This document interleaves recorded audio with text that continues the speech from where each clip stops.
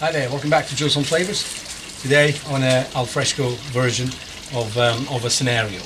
Anyway, today's a really quick one, so we're going to prepare a recipe of this red pepper paste that I use in many of my cooks.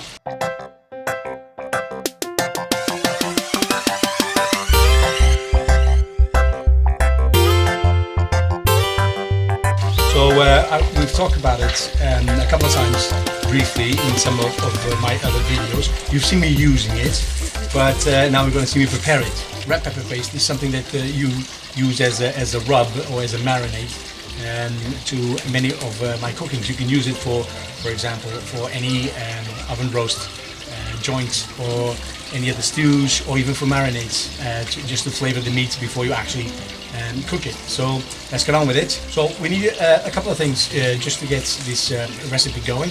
This is a really quick one, and it's really easy to make as well. So we need some red peppers. These have been previously roasted. I didn't roast them myself.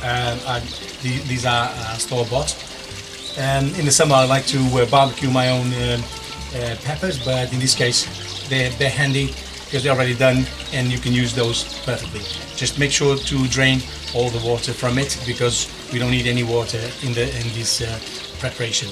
Okay, so on top of that we need a few garlic, and we have a few garlic cloves here which we're going to chop and then process. We need a few spices and some salt. It's very important to have salt on hand because we're going to be using quite a lot of it. And obviously some olive oil to make the whole thing emulsionize and come together. And I'm going to use a little bit of my piri-piri as well, but that's optional. It depends if you like your preparation to be a little bit on the spicy side or not. Okay, so let's get on with it. So I have my mini blender here. You can use this, or you can use any other mini blender, or any other blender for that matter, or if you want a food processor, that will do as well. So all we need to do is to chop a little bit of these peppers. Don't worry about chopping it too much, because they're really soft, and basically you just want to make sure that they get blended. So just to make your blender's life easy. Okay, so get them all in there. Try to drain them from all the water that they come with. There's always some that will come with it, but just make sure that you don't overdo it and you don't allow too much of that water to get in the preparation. So we got those peppers there. Okay, so what we need now is some garlics. We have a few cloves here. Just crush them a little bit, so that they will lose all that skin cohesion. Okay, this is pretty straightforward. Everyone knows how to crack the garlic. Okay, get rid of that skin. We don't need that. And then if you want, you can just roughly chop these garlics.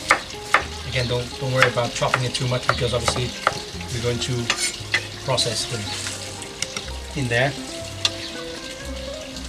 Now this is a bit to taste, so it depends on how much of garlic you like and how much you want it in your recipe. Because you're going to use this marinade to season your meats, and you need to know if you like more garlicky sort of taste or less garlicky. So it's up to you. I have about 4 cloves of garlic there, and I think that's pretty much enough. We're going to add salt and spices, but at this point all I need to do is to blend that.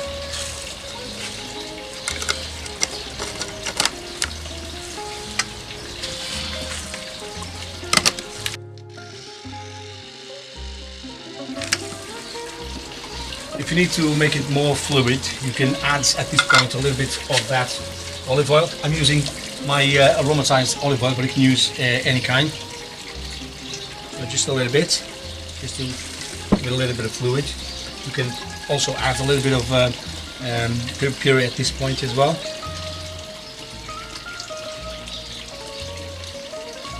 Don't go crazy about it.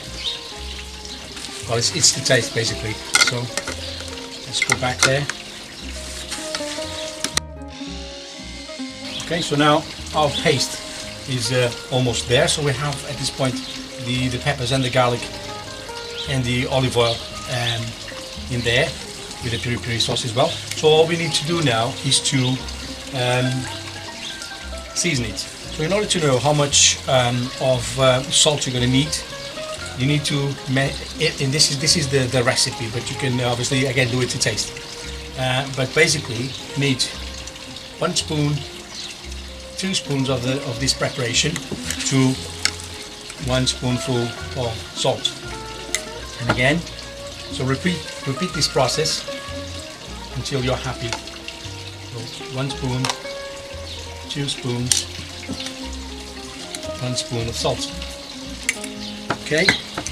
Now this may seem a lot, and it is, but remember, you're not going to eat this as it is. This is something that you're going to use in your foods as a marinade, as a base of a sauce, and yeah. So it needs to be salty because it's going to be, like I said, a marinade or a base of something else.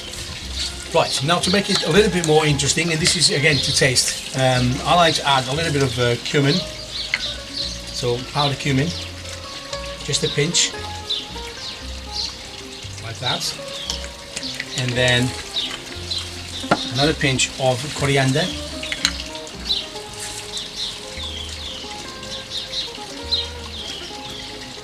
This is all powder because it's easier to keep. And another pinch of allspice, just to give it a little bit of a different personality kind of thing. So gives it a little bit more. Okay, and now mix it all together.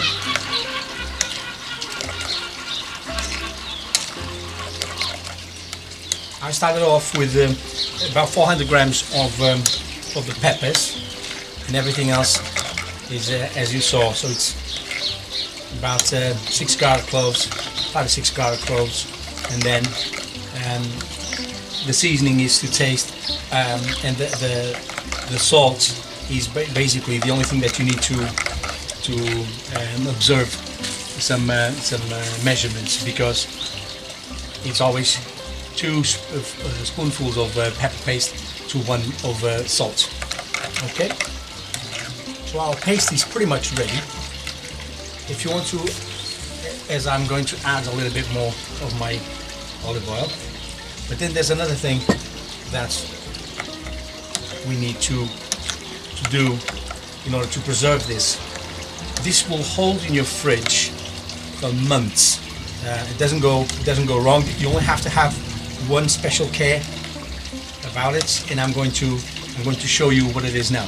Right, so we filled our jar. This is a jar of anything you buy, pickles or jam or anything. You can reuse one of those jars or find one of those easy closing ones. But basically, you don't need any special recipient to keep it. So the only care you need to have is, once you have it on the jar like this, you need to create a layer of olive oil on top. Okay, just enough to prevent air to get into it. Naturally, the oil, whichever oil is present on this paste, will come to the surface with time. So you don't need to worry about it not being completely covered, as long as you know how much of oil you have in there. So every time before actually using it, give it a stir and then use it, and then do the same thing. Add a little bit of olive oil on top, just to prevent air from getting in there.